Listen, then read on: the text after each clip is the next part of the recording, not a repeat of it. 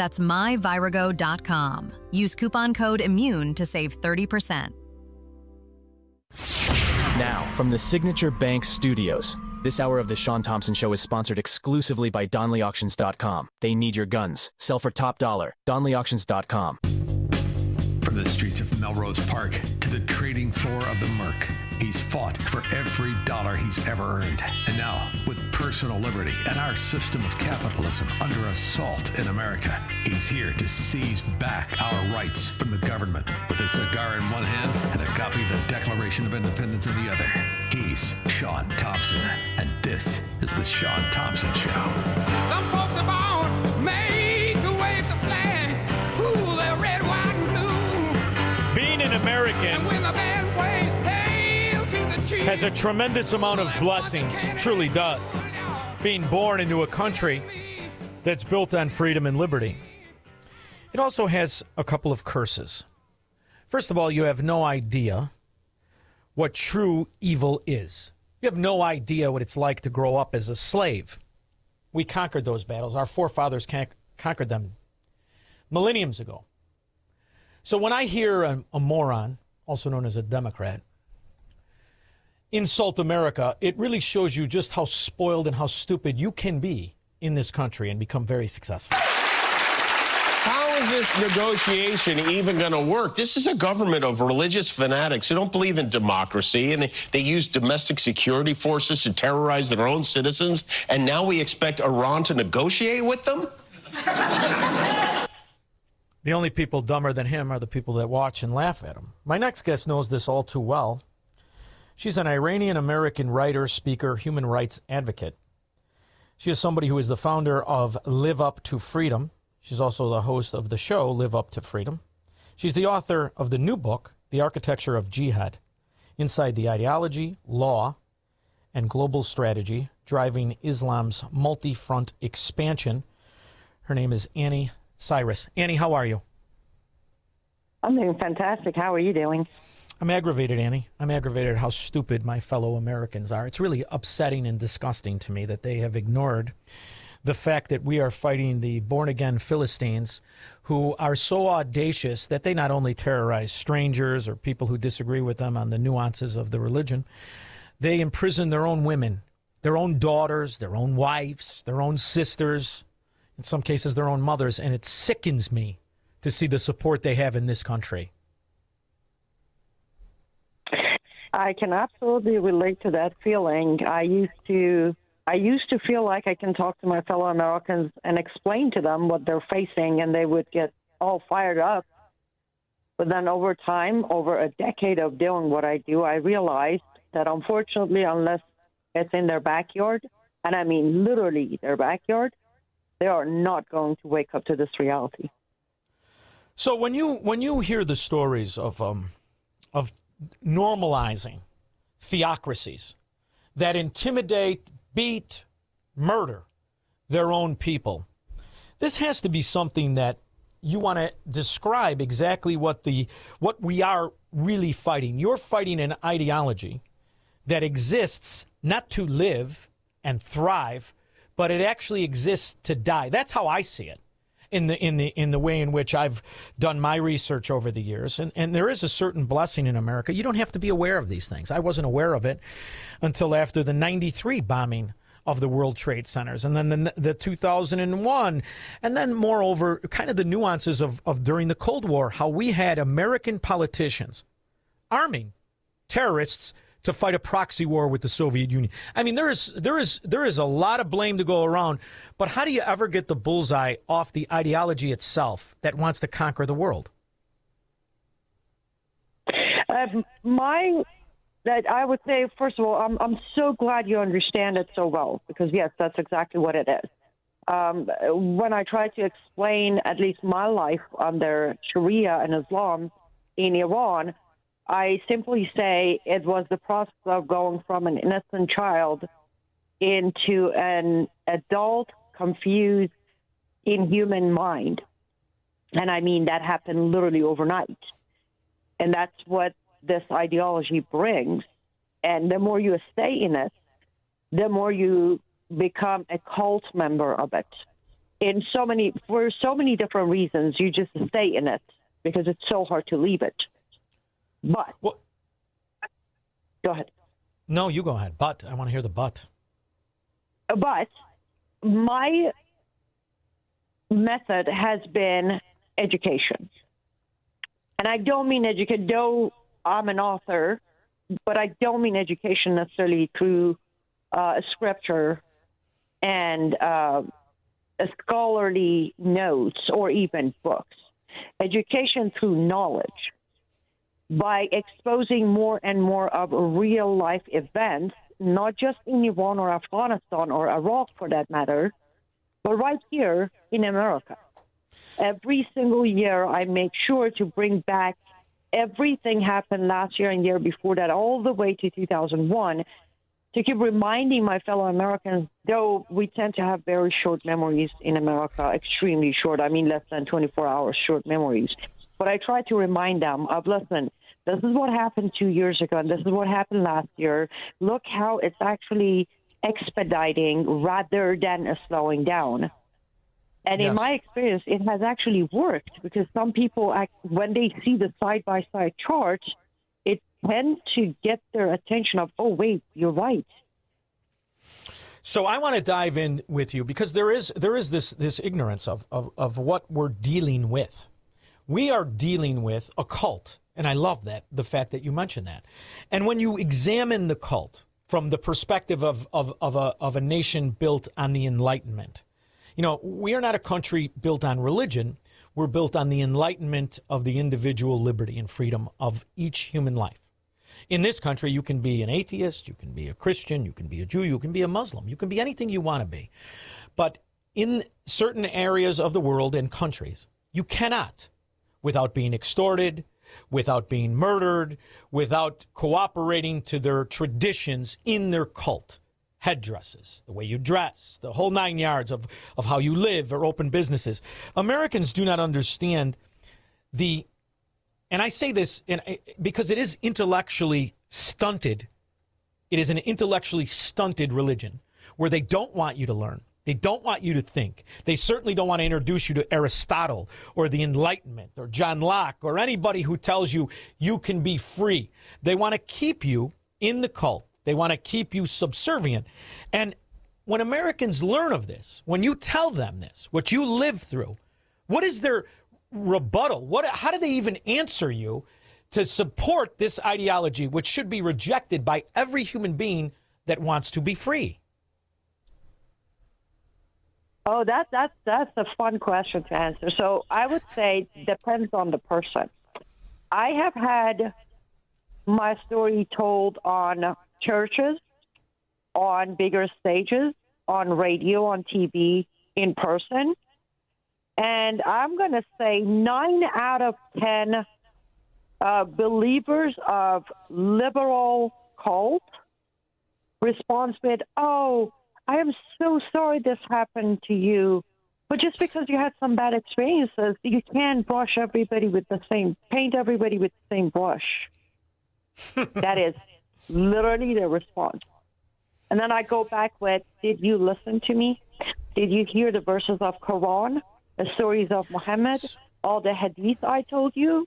And they're like, yes, but I can't find verses in the Bible out of context that would make it worse than what you said. And I'm like, please do. And from there, the tone changes to, you're just an Islamophobe. I don't want to talk to you anymore. I'm like, point taken. So what's fascinating is the amount of people that defend it without ever reading it. I had this happen to me. I had this happen to me at work. By the way, I'm not really a radio host. Don't tell anybody. This is my first actual job. Did you know that? I've never worked for anybody until this company. So I always worked for myself, and I always had to do my own research. If I wanted to become a financial guy, I had to study myself. When I wanted to become real estate, I had to study myself. So when all of this started to happen, and it was in 1993, I started to look at it.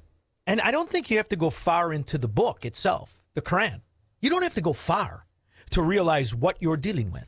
It's written in a tortured manner of repetitive, as I view it, repetitive cultism and repetitive control and hate. That's how I read it. And I read it enough to realize it was outrageous to me, coming from the mind of a free man, somebody who could reject his own religion, let alone any religion at all. So it's a fascinating way in which they inundate kids from the very first introduction to adulthood, and the repetitiveness of even the prostrate position of the 5 times a day chanting and what it really is, to me, a handbook on how to stay brainwashed.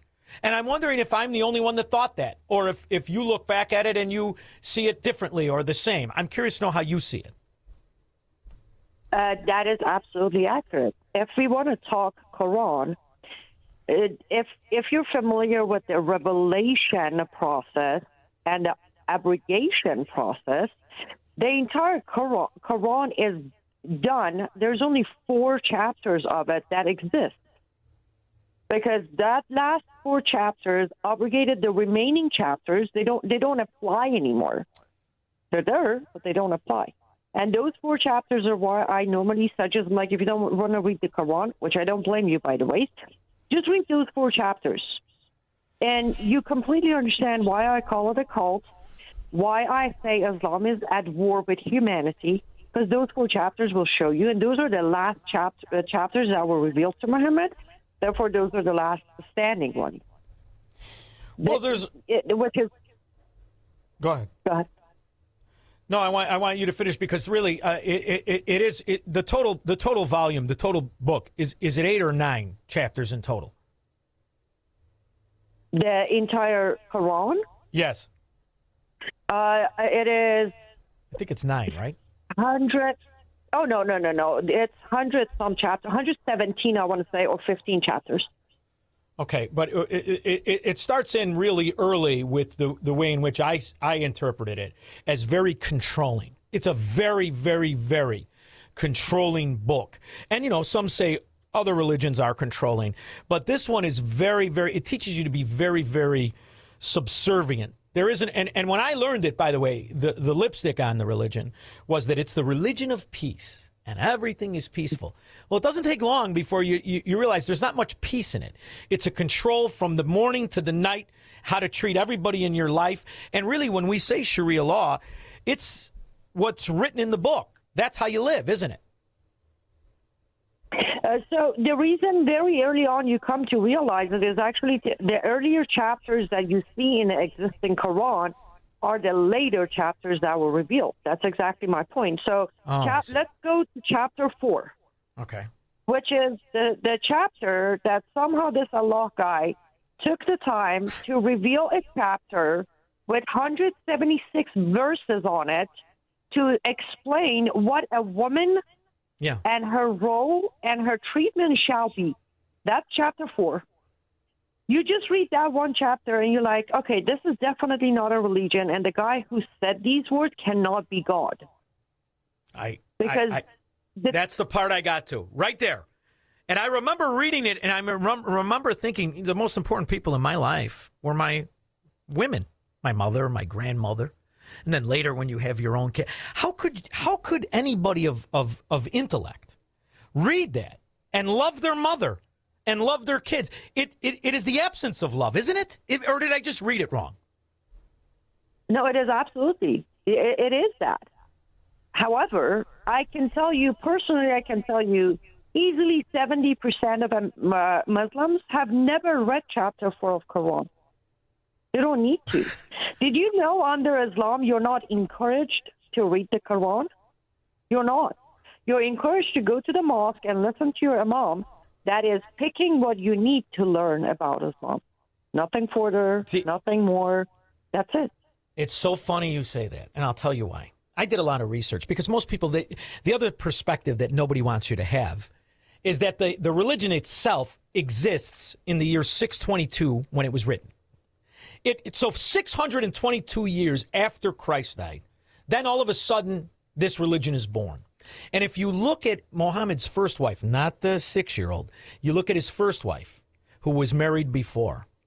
Her first cousin and her closest relative was a Vatican nun. Did you know that?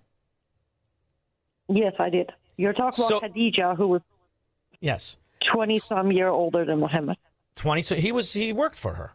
And if you look at the similarities, because Catholicism doesn't want you to read the Bible, in my opinion.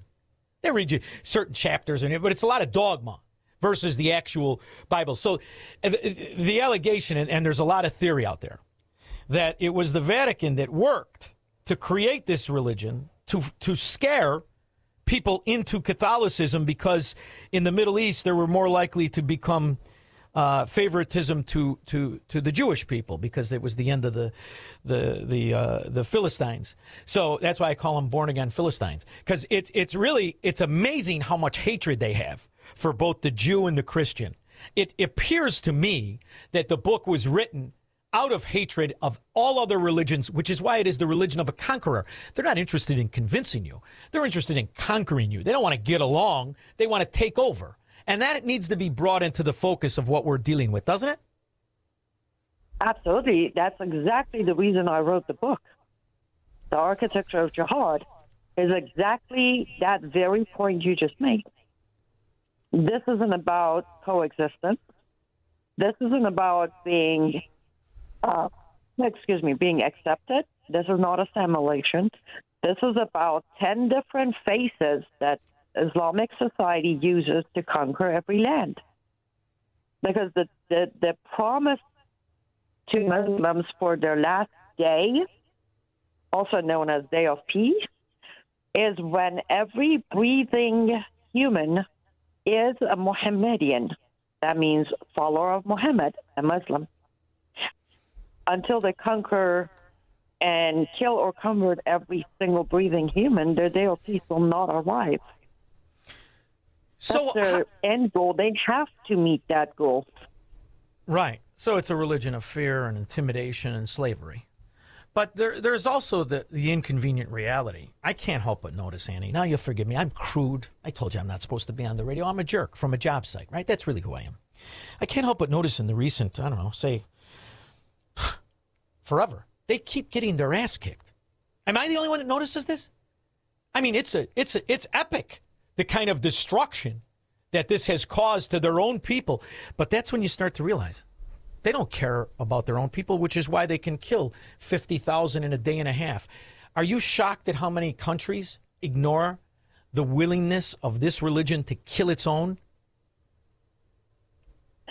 I am genuinely shocked as to how many countries, or I don't refer to countries as governments, but the people, how many nations are willing to ignore this existing problem. I am.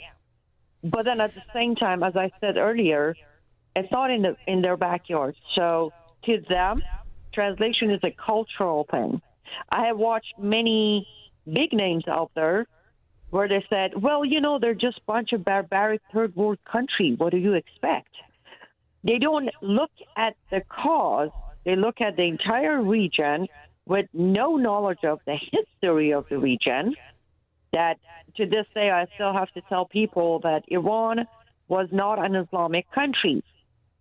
Iran was recently conquered. Right. They were Persian. The same thing with Afghanistan. Right. Like the barbaric people you refer to every day under Taliban, those people are not barbaric third world illiterate Muslims. No, they are the conquered people of Afghanistan by the Islamic leaders that we, for whatever reason, well, I know the reason, but that's besides the point, we gave it right back to the same people after 20 years of promises of freedom and liberty and better life to the nation that we call barbaric third world illiterate people. Well, what's interesting, too, is if it wasn't for American shadow policy, they would have never have existed. If you look at the root of every single one of these regions, it comes down to America fighting some sort of proxy war, either with the Soviets or with other Sunnis or Shiites or whatever you want to call it. It's amazing how many times American foreign policy has enriched terrorists throughout the years. And when you look at Iran specifically, very interesting when you look at the connection between the original George Bush, Saddam Hussein, and Iran. And if you look at Iran and the overtaking of the Shah and what happened in the 50s, I mean, a lot of this falls on the shoulders of American foreign policy, doesn't it? It absolutely does. However, since I always try to be very fair, just as much of that weight lands on UK and France. Oh, sure. So we in our circle of Middle Easterns, very grateful for the opportunities in our new homes. However, we call it the triangle of UK, US, France. What you see in Middle East today, right now, the war, the destruction, the proxies, the terrorism, the flood of immigration, legal or illegal, all of that centers right in the middle of that triangle. So before I want to get to 2 points with you, because I love the fact that you took time for me. Okay, so the 2 points I want to get to with you is in the book itself. Because I've dealt with this. Most people did. If you grew up in the 70s, 80s, and 90s, you dealt with a lot of the religion of peace. And we would interact, and I interacted myself with many people who were Muslim. And very nice and got along, and everything was fine. No intimate interactions, but everything was fine. And then there was this big push for this global jihad, this intifada, this whole movement that we're experiencing now, where they come to the country and they refuse to adapt or assimilate. And they want to have these areas that practice this Sharia. And the way we got here is, if I'm not mistaken, I don't remember what chapter, but they're incentivized. And when I say they, I'm talking about the radical Islamo-Nazi or radical Islamist. They're incentivized to lie to us. They're incentivized, and when I say us, I mean the people who are not Muslim, to lie, to do anything they have to get the goal and cheat us in any fashion. So it's a very unusual religion where it tells you to lie to somebody who is not in your religion. Or did I misinterpret that? No, you're correct. You're referring to Deception Jihad. The chapter name is Deception Jihad. Yes. And no, you're very correct. There are, it's not just a generic you can lie. There are specific categories, which there are 5 of them that I break down in that chapter. They made sure for each possible problem, there is an approved method of deception. During war, which is, again, something I don't mean to laugh, but I laugh and I say, how many more ceasefires you're going to desire until you realize there will never be a ceasefire? Because there is hudna, there is a military deception rule under Sharia that an Islamic country, Islamic nation, Islamic tribe, or Islamic military is allowed to make temporary peace with the enemy until they can regroup and come back and finish the job. So for 50 years, I've watched as politicians in both parties put lipstick on the reality of what Iran was. And I feel that what we're experiencing now is what the guy who never ran for dog catcher, Donald Trump, what he's done in 5 weeks, I believe, is exactly what needed to be done. And for 50 years, the American politicians didn't have the courage to do it. How do you grade Donald Trump in this last 5 weeks with Iran?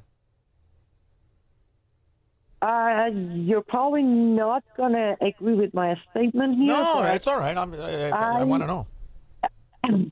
I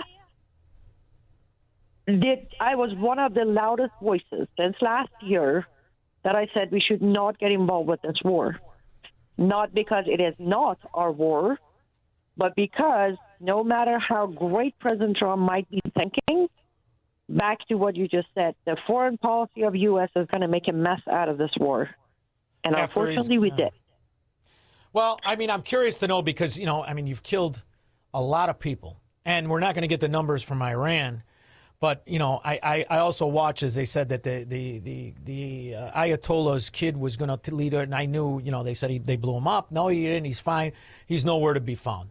I remember when he killed the other guy whose niece was living here doing her OnlyFans page. Did you see that? The niece of the terrorist. That was unbelievable. Did you see how she was living? Oh, yes. We, when I say we, myself and many other Iranians were behind getting the attention to her for almost 2 years now. And she's not the only one. We have a long list we keep submitting and providing information to proper departments because there are many of their kids, their nieces, their grandkids around America and Canada who are living luxurious lives here with, in bikinis at beaches in Florida, and they're just, having fun with life. Annie, Yes. I really, I can't tell you how happy I am that you made it. I mean it. I want everybody to make it. I love the fact that you have the courage to speak about it, that you've had the wherewithal to start these groups, the founder of Live Up to Freedom and the host of the Live Up to Freedom show. Where do we get the show? I'm curious. LiveUpToFreedom.com, you get everything. My articles, my show, my book, my art, my analysis, all of it is on LiveUpToFreedom.com. I have truly enjoyed this. The new book is called The Architecture of Jihad. She is Anni Cyrus. Anytime you need anything or you think we can help, please call, will you? I will definitely do that, and I greatly appreciate you giving me a platform. Oh, anytime. And keep up doing what you're doing. Thank you. You too. You too. I appreciate you. We'll be back with your calls and comments. He believes in freedom, capitalism, and individual liberty. And because of that, he's become an enemy of the state. He's Shaun Thompson, and this is The Shaun Thompson Show on AM 560. The Answer. You need a construction company, but who? Call Crosscom.